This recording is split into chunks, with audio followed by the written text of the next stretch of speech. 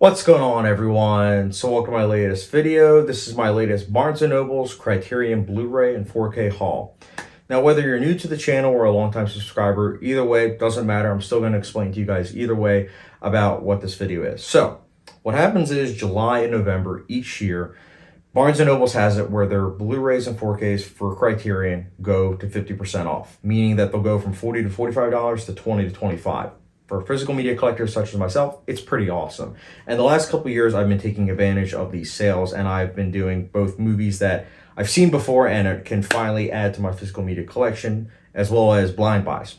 Now, in case you don't know, a blind buy is when you haven't seen the movie before and you decide to pick it up. It's risky for sure, and usually I don't do that.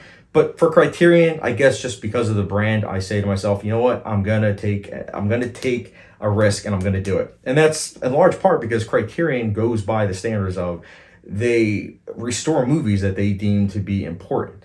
And that's something that I admire, because even some of the movies that are in this collection, these movies, although I might not necessarily love them or I might just think are okay, I still respect them and I can understand why they're in the Criterion collection. So huge props to Criterion. So if there's certain movies that maybe you can't find on other streaming services, Criterion might have them. They track down a lot of obscure movies and they'll restore them to make them look as great as possible. And again, much of my admiration for Criterion. That's why I try to take advantage of these hauls. And this time around, I don't know if this is going to be round one this month or just the only round, because part of me does want to go back and pick up a couple more. But this time around, I'm going to say that I picked up four. All four are Blu-rays, and three of them are blind buy. One is one I've seen before, and I'm going to go in alphabetical order. So, guys, I apologize about all the exposition, but let's get started. So, kicking things off, I bought Being There on Criterion Blu-ray. Being There is a movie that I haven't seen before, but I have heard really good things about. All I really know is that it stars Peter Sellers, and it's a comedy, but it's supposed to be really, really good. But yeah, it sounded like something that would be up my alley. And also, honestly, the cover really caught my interest, so I decided to blind buy it. And also, the other thing is that on Letterboxd, I know a lot of people that have rated this highly, so I'm hoping that I love this film because now I own it. And next up, we have Carnival of Souls.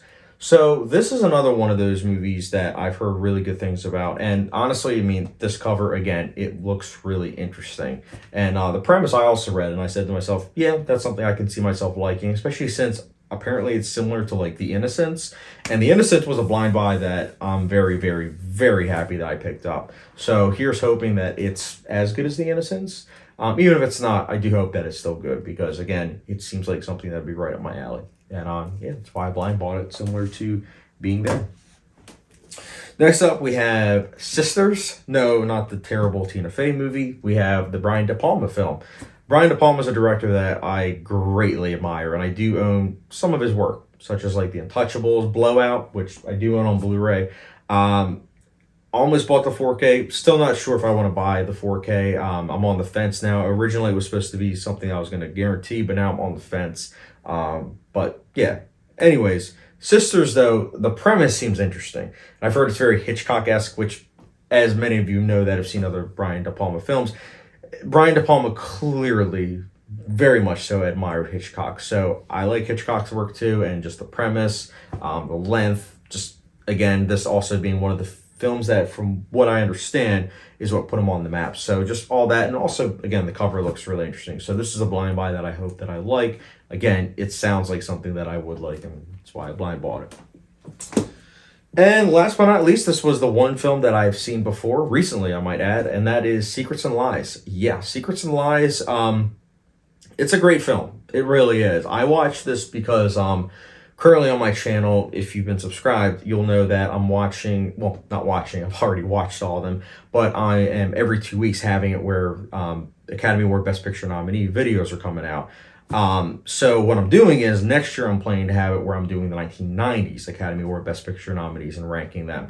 So Secrets and Lies is one of those Best Picture nominees for 1996. So I watched it at the library, and I really liked it, obviously, so much so that I decided to buy it. But this is a great film. It is very, very underappreciated. I feel like these days. I didn't hear about it until, again, I was, doing the 1990s Best Picture nominees.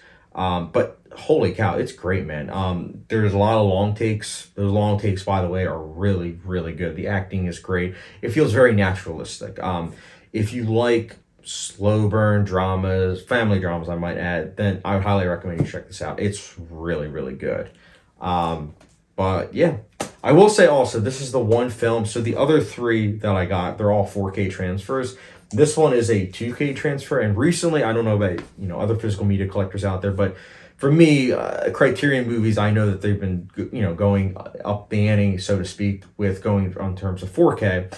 But for me, if I see that it's a 4K transfer on physical media from Criterion, I'm probably not going to upgrade. But if it's a 2K transfer and they decide to do a 4K transfer and it's going to be on a 4K disc, then yeah, I'll upgrade. So that's my mindset now, because Criterion finally going 4K, it does make it where you have to pick and choose in terms of what you want to upgrade. So Secrets and Lies, this is the one movie I don't see it getting a 4K transfer, but if it does, then that means that I shouldn't have bought this. But either way, I know I can see myself rewatching this soon. That's why I said to myself, you know what, I'm gonna pick this up, and I'm glad that I did, because again, great film, highly recommend.